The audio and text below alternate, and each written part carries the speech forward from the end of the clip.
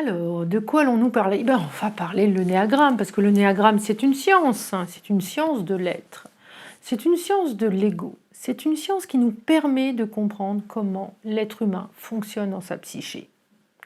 Et au-delà de ça, quand on arrive à identifier son ego, comment il fonctionne, et surtout comment il a été créé dans notre enfance, entre 0 et 9 ans, on va comprendre en fait les boucles de répétition. Vous savez, les fameuses boucles qu'on refait soit dans le choix de nos partenaires amoureux, soit dans nos métiers, hein, nos patrons, notre environnement professionnel. En fait, il y a des répétitions dans les jeux de rôle, hein, le fameux triangle dramatique que chacun connaît peut-être, le triangle de Berne, sauveur, victime, bourreau.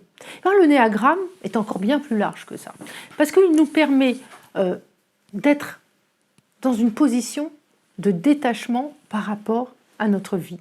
Et c'est en s'observant, grâce à cette science, qu'on va arriver à couper, à ne pas répéter cette façon destructrice qui nous amène à répéter des scénarios qui ne nous sont pas favorables.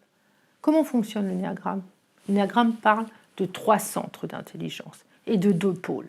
Le centre instinctif, c'est tout ce qui est lié à l'action, à la réaction, à l'instinctif, au primaire, à j'ai chaud, j'ai froid, j'ai assez dormi ou pas assez, je me sens bien, je me sens relax.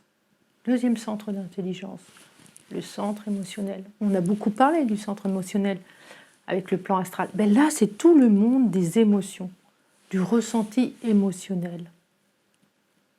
Et là, donc, on est dans un autre monde. Parle d'intelligence émotionnelle. Ça vient de là. Troisième centre de fonctionnement, le centre mental. Là, on va parler du centre intellectuel, le centre des idées, des concepts. Et donc, c'est un autre monde aussi. Il y a aussi 2 pôles, le pôle sexuel et le pôle, donc, l'instinct de reproduction chez l'être, et le pôle spirituel. C'est le pôle de la reliance à quelque chose de plus grand que soi. Et donc ça, c'est la base. Et en apprenant que nous fonctionnons par exemple plutôt par rapport au centre mental plutôt que le centre émotionnel, ça va déjà nous donner « Ah tiens, c'est pour ça que je m'entends bien avec un tel », parce que c'est vrai que quand on fonctionne avec des gens qui sont du même groupe que nous, on a une tendance à être dans une reconnaissance.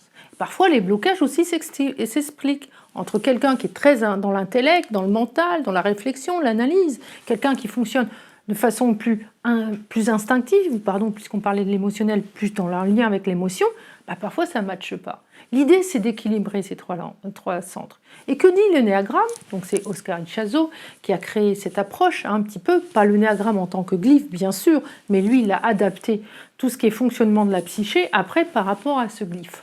Nous avons aussi des grandes figures géométriques à l'intérieur de ce sigle qui disent beaucoup de choses. Mais aujourd'hui, on va s'attacher principalement au fonctionnement avec les 3 centres et les 2 pôles. Ça fonctionne 3 x 3, 9. Le 9 est un chiffre primordial. Ce 9, on le retrouve partout, d'ailleurs, dans tous les degrés d'angle du triangle, de l'hexagramme. Toutes les figures reviennent à ce chiffre 9, parce que l'angle va faire 180 degrés, va faire 3 x 6, donc 181, 8, ça fait 9. Quoi qu'on arrive, on arrive toujours à ce fameux 9. Donc 9, 3 x 3, 9, la Trinité. Sur les 3 premiers égaux, donc le 8, le 9 et le 1, c'est une blessure qui va se jouer avec la mère, entre 0 et 3 ans. Le petit être, à un moment donné, va vivre un choc, une blessure. On appelle ça la blessure originelle, qui va créer ensuite un point comme un engramme, vous voyez, comme un fer rouge, où le petit enfant va comprendre que pour être en survie, conserver l'amour de maman, il va devoir fonctionner de cette façon-là. Aujourd'hui, nous n'allons pas tout à fait, je vous donne les grandes lignes, donc 8, 9, 1, on est sur le centre instinctif, blessure avec maman, qu'il va falloir comprendre. Maman, c'est aussi le féminin intérieur, c'est le féminin extérieur, c'est notre polarité.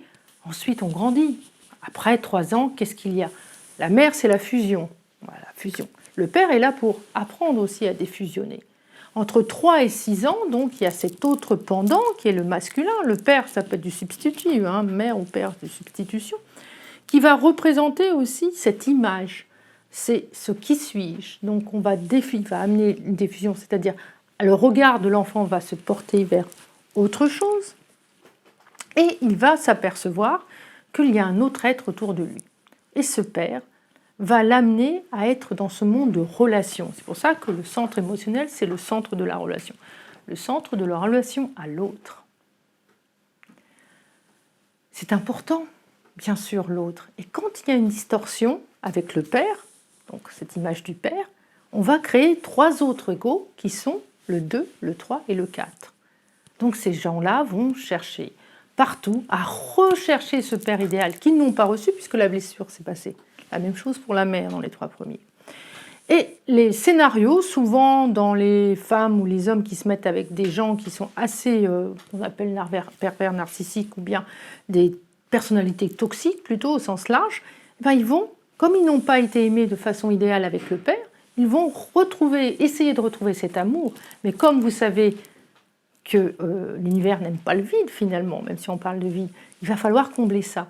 Et on ne peut pas aimer si on n'a pas été aimé de cette façon-là. Donc la personne, elle va retrouver en fait cette même blessure avec ce partenaire. C'est juste un angle pour vous expliquer que le centre émotionnel doit être équilibré par rapport aux 2 autres.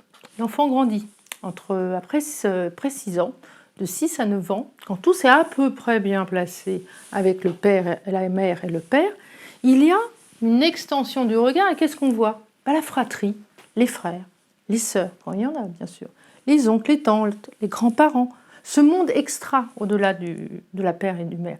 Et on va donc commencer à mentaliser, à réfléchir. Le petit enfant va se questionner. Et là, c'est à ce moment-là que quand il y a une friction qui se passe, peut-être avec un frère, peut-être avec une sœur, une tante, il va y avoir une autre forme de blessure, d'incompréhension, de mécanisme de défense, parce que la base du système est liée au mécanisme des défenses pour justement que cet ego soit protégé.